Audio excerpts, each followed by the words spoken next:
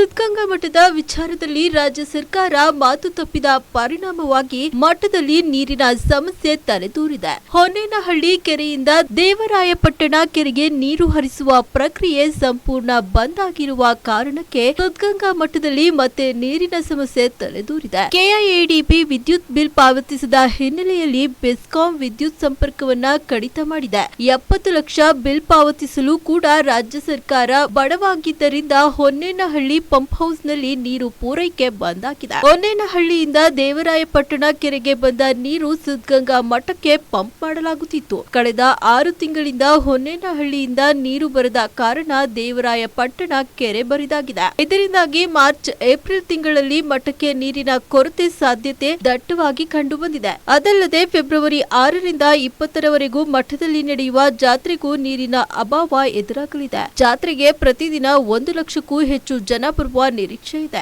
ಅದರೊಂದಿಗೆ ಪ್ರತಿದಿನ 10,000 ವಿದ್ಯಾರ್ಥಿಗಳು ಉಪಯೋಗಕ್ಕೆ ನೀರು ಬೇಕಿದೆ.